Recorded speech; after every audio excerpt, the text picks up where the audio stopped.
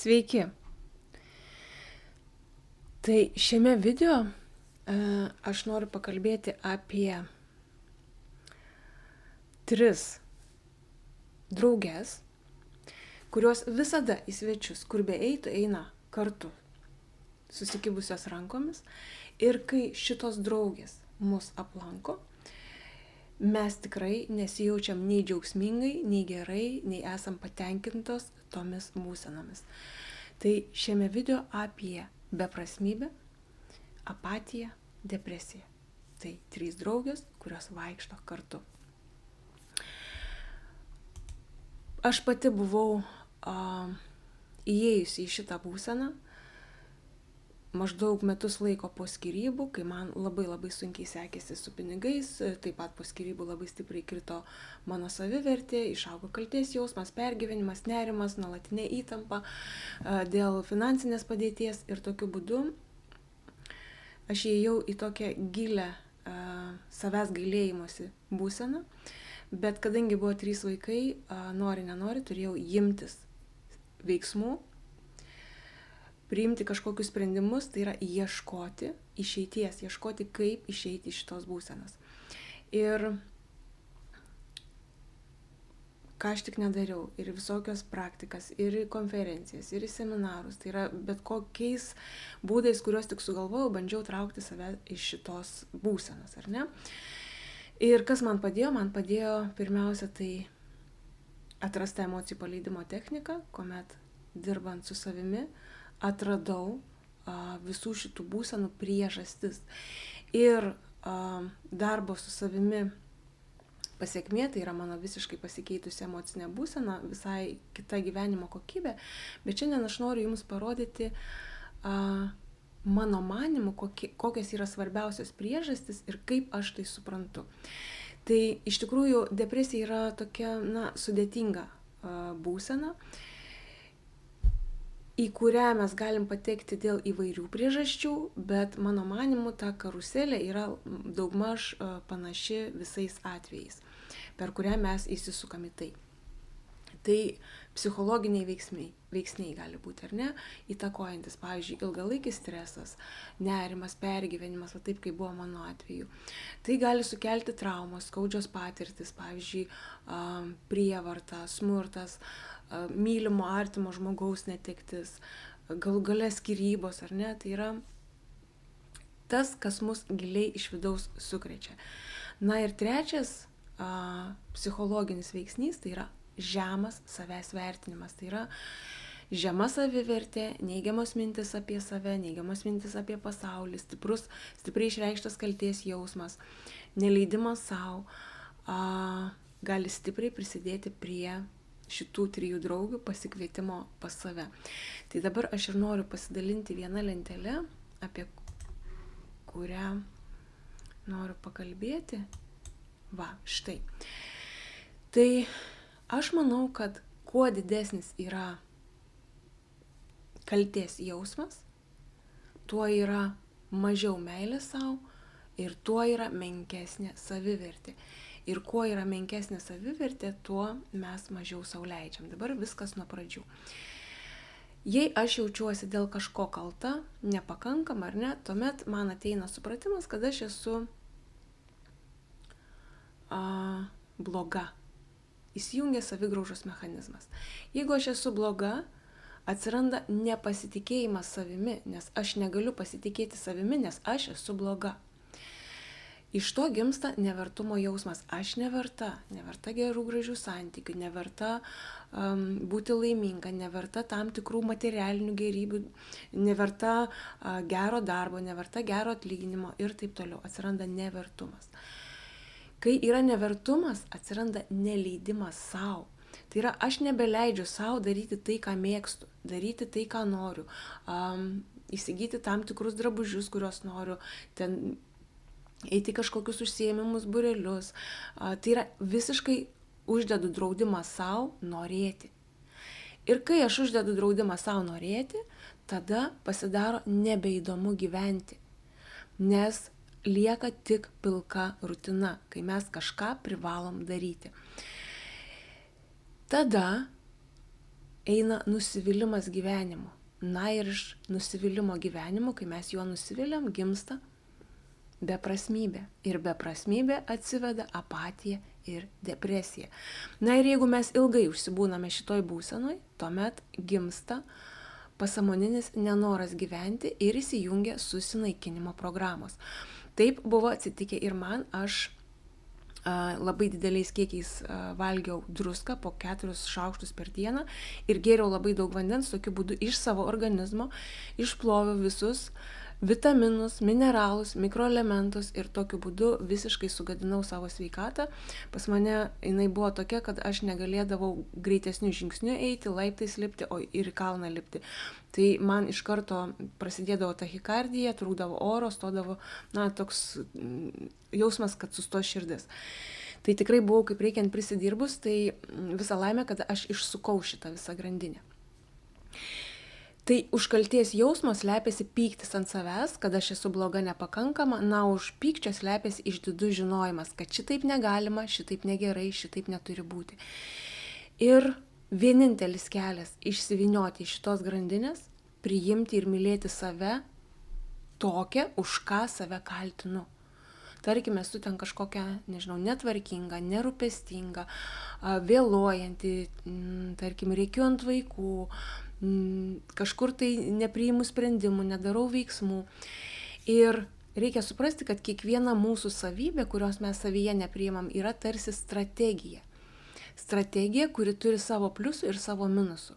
Kai mes pamatom, kad tai yra strategija, tada suprantam, kad mes iš tikrųjų nesam nei blogos toj vietoj, nei geros. Kiekviena mūsų savybė nėra nei gera, nei bloga. Ji tiesiog yra. Ir kaip mes ją matysim, taip ir bus. Ir paleisti baimę, save mylėti tokią, ar ne? Tada nustoti kovoti su savim tokia. Jeigu tu kovosi su savim, tarkim, vėluojančia, ar rėkiančia ant vaikų, ar valgančia po 3 bandeles per dieną, nors noriu numesti svorį, tai kova šitoj vietoj nepadės. Su kuo tu kovoji, tu tą daugini. Todėl paleisti norą kovoti su savimi tokia ir vėl eiti į meilę ir priėmimą savęs. Na ir žinoma, išdidus žinojimas. Jis visada turi užsidėjęs tokią karūną didžiulę ir sako, taip, tai yra tiesa, taip, tu tokia esi nemylėtina. Tai nusimti šitą karūną ir tiesiog apkabinti, mylėti save visokią, visas savo šešėlinės pusės. Ir kai mes vietoj kalties priimam ir mylim save, visa šita grandinė automatiškai išsivynioja, nes tada mes mylim save, pasitikim savimi, esam vertos, ar ne, leidžiam savo ir tada gyvenimą pradedam patirti iš naujo, tyrinėti gyvenimą. Va, tai apie šitą lentelę tiek. Toliau judam. Mūsų emocinę būseną gali įtakoti ir aplinkos veiksniai. Tai yra, pavyzdžiui, atskirtis, vienatvė, ypač vyresnio amžiaus žmonės, kai vaikai išeina ir lieka jie vieni, jeigu sutuoktinis, pavyzdžiui, iškeliauja anapilin, tai tokioj būsenoj žmogui gali pasidaryti labai sunku. Toliau, kai yra, pavyzdžiui, ilgalaikis kažkoks nesaugumo jausmas dėl ateities, kai yra didžiulė įtampa kažkokioj tai vietoj, ar darbovietėje, ar namuose, pavyzdžiui, ar ne, kai yra pastovus barniai. Taip pat gali sukelti depresiją, apatiją ir beprasmybę nesveikas gyvenimo būdas, kai mes save alinam, savo organizmą alinam, tai yra miego trūkumas, nesubalansuotas miegas, netinkama mityba, galbūt kažkokios tai priklausomybę keliančios haliucinogeninės medžiagos, ar ne, arba koks nors persivalgymas, apsipirkinėjimas nesveikas, tai yra nesveikas gyvenimo būdas. Toliau, trečias momentas yra biologiniai veiksniai. Tai yra mūsų genetika. Jeigu šeimoje kažkas artimoje aplinkoje sirgo depresija, tai mes visų pirma, kaip vaikai mes kopijuojam, o antra, jeigu mes esam toj karminiai linijoje, tai mes tai kartojam. Toliau, organizmo chemija. Be galo svarbu yra organizmo chemija. Jeigu mūsų kūne neišsiskiria pakankamai serotonino, dopamino, oksitocino ir kitų neurodiametrų, yra disbalansas, ar ne, gali prasidėti depresija vien dėl šitos cheminės mūsų organizmo būsenos. Bet šita cheminė būsena lygiai taip pat įtakoja ir mūsų emocijos, tai yra, kad ir tas nagrinėtas mūsų kaltės jausmas. Toliau, gali įtakos turėti mūsų būsenai hormoniniai pokyčiai, tai yra, pavyzdžiui, po gimdymo, menopauzės metu, arba tiesiog kažkokie skydliaukės sutrikimai, nesvarbu, bet kokie sutrikimai. Ir depresija dažniausiai atsiranda dėl kelių veiksnių, tai nebūna vienas. Vienas eina iš viršaus, tai yra emocinis, mentalinis, o kitas eina iš apačios, tai fizika, mūsų fizinis, biologinis kūnas. Va, tai kaip spręsti? Kaip spręsti šituos klausimus? Tai vėlgi psichologiniai veiksniai. Pirmas momentas, kaip mes spręsim. Tai yra tai, kaip aš minėjau, kad aš atradau, tai yra emocijų paleidimo technika, darbas su savimi, atleidimas, paleidimas, savo vidinių konstruktų keitimas, išsilaisvinimas iš kaltės jausmo, iš didaus žinojimo ar ne, iš pykčio. Tai yra paleisti visas sunkias būsenas ir jų priežastis. Tai yra suvokti, kodėl aš taip mąstau, kodėl aš dabar čia jaučiuosi kalta, bloga, nepakankama, ar ne, kodėl aš čia kaltinu save, kodėl aš čia nemyliu savęs, suvokti ir priimti, paleisti. Toliau padeda kitos sąmoningumo praktikos, tai meditacija, stebėjimas, savo jausmų stebėjimas, pavyzdžiui, ar ne, dėkingumo rašymas, kai mes dėmesį nukreipiam kitur, bet gydyti savo, sakykime, širdį, savo sielą yra būtina. Galim sąmoningai mažinti stresinės situacijas, ar ne? Labai svarbu yra neužsidaryti ir nekentėti vieniems. Svarbu ieškoti pagalbos ir žinoti, kad ta pagalba visada yra. Yra daug ir įvairaus spektro pagalbos, ar ne? Svarbiausia ieškoti. Ieškoti išėjimo iš šitos situacijos. Toliau, aplinkos veiksniai, ar ne? Kaip mes spręsim? Jeigu, tarkim, mes esam vieniši, vieni, jaučiamės palikti, tuomet sąmoningai kurti ryšį, kurti draugystę, įsitraukti į tolimesnių šeimos narių gyvenimus. Ir lygiai taip pat galime įsitraukti į bendruomeninės veiklas.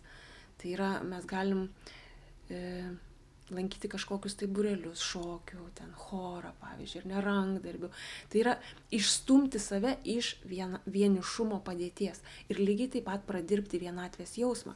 Jeigu jūs, būdami suaugę arba net jauname amžiuje patirėte vienatvės jausmą, tai 100% jūs taip jautėtės vaikystėje. Vieniši, atstumti, nereikalingi, palikti, nenorimi. Ir čia vėlgi reikia ieškoti giluminės priežasties, kodėl aš taip jaučiausi. Gal, pavyzdžiui, mama nėštumo metu visą laiką galvojo, kad aš nenoriu šito vaiko, ar ne? Galbūt norėjo pasidaryti valymą. Arba, pavyzdžiui, tėtis laukė berniuko, gimė mergaitė. Mes pasąmoniniam lygmenį viską fiksuojam, viską jaučiam, mes viską žinom. Ir jeigu mes jaučiamės vieniši, priežastis garantuotai yra vaikystėje. Ja suradus ir paleidus, automatiškai keičiasi ir mūsų aplinka, nes mūsų aplinka yra mūsų vidinių būsenų atspindys. Taip, tai jei sukelia aplinka mums daug streso, tai reikia suprasti, kad tą stresą, tas stresinės situacijas mes patys savo susikuriam per norą sukontroliuoti, per norą įtikti ir patikti, per nesaugumo jausmą. Visa tai yra mūsų viduje, per stipriai išreikštas reakcijas, ar ne? Tai yra mes erzinamės tada, kai kažkas netitinka mūsų lūkesčių arba kai yra tiesiog ne taip, kaip aš norėjau, kad būtų. Tai leisti savo atsipalaiduoti, suvokiant, kad stresas neduos mums norimo rezultato. Mes stresuodami kaip tik įsitempiam, užsispaudžia mūsų kraujagyslės ir mes negalim rasti geriausio sprendimo toje situacijoje. Todėl stresuoti tiesiog nėra prasmės. Sąmoningai rinktis, atsipalaiduoti ir į situaciją pažvelgti blaiviai. Tai yra truputį iš aukštesnės pozicijos per sąmoningumo prizmę. Na ir žinoma, jeigu jūsų yra sutrikdytas normalus gyvenimo ritmas, miegas, žalingi įpročiai, tai palaipsniui atsisakyti jų. Alkoholis, rūkymas ar ne, didelis kavos vartojimas, persivalgymas, saldumynų per didelis pomėgis. Visą tai mes turim palaipsniui išvesti iš savo kasdienybės. Va, ir šitoj vietoj jums gali padėti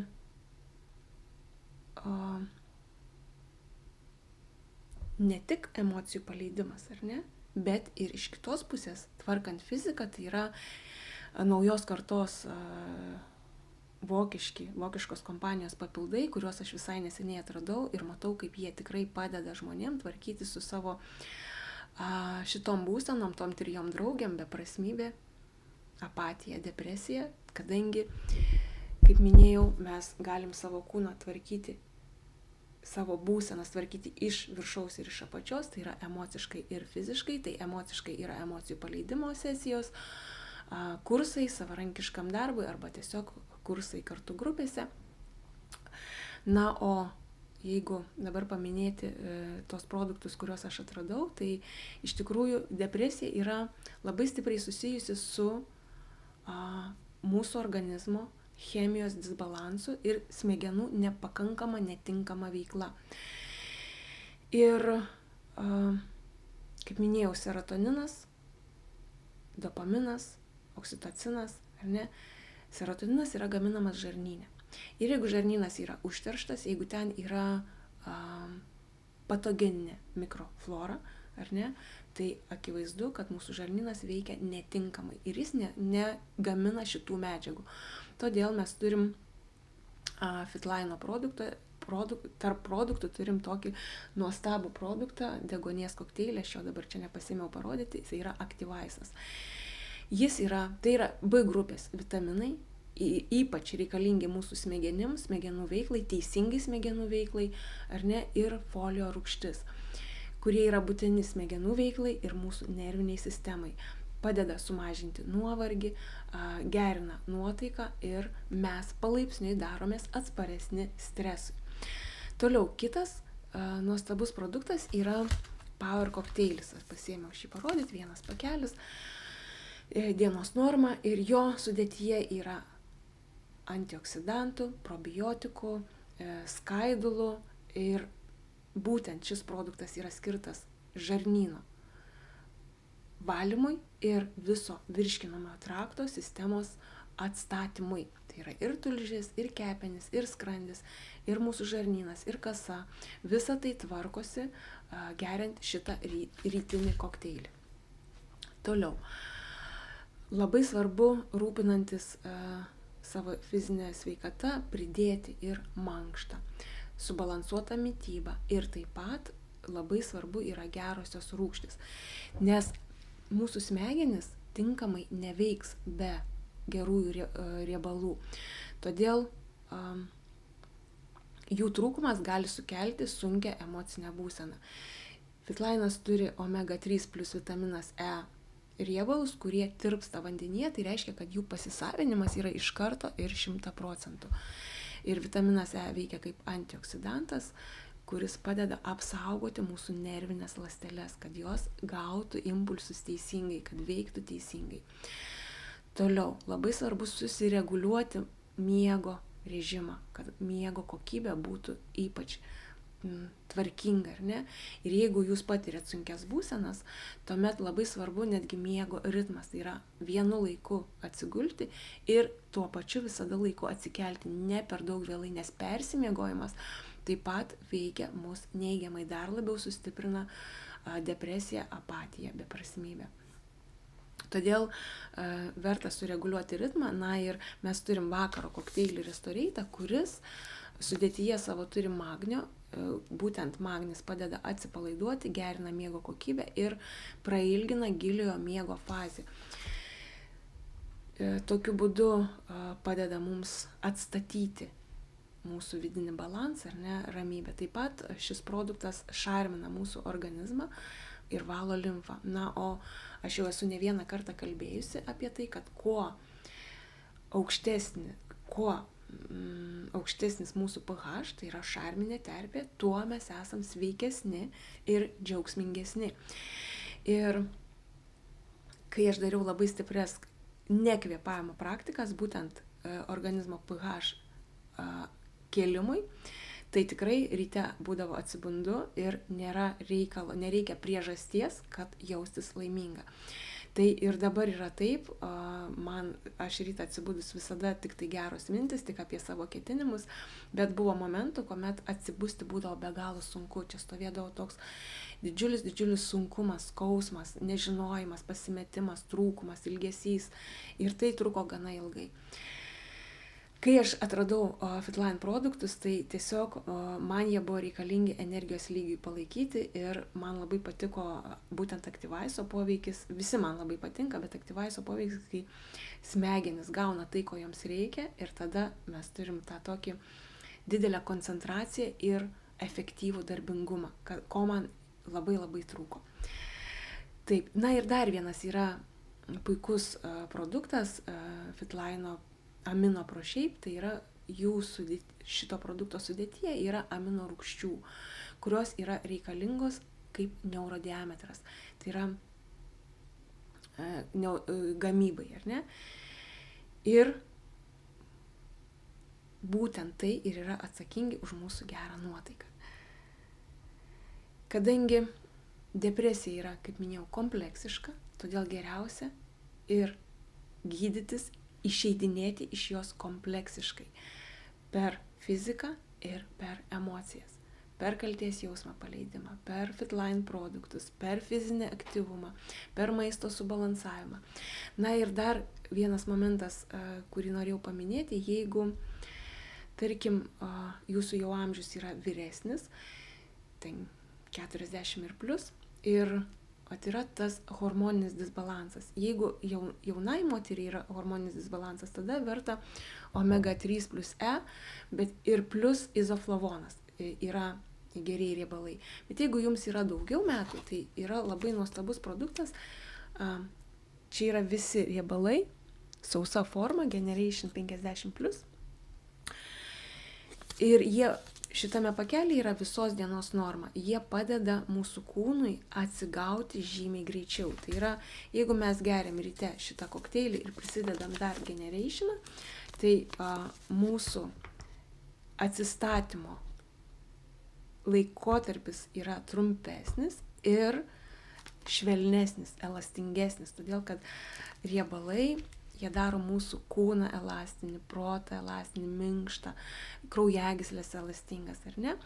Na ir jeigu jūsų kūnas iš tikrųjų yra labai stipriai užterštas, tarkim, jūs turėjot priklausomybę saldumynams, ar ne?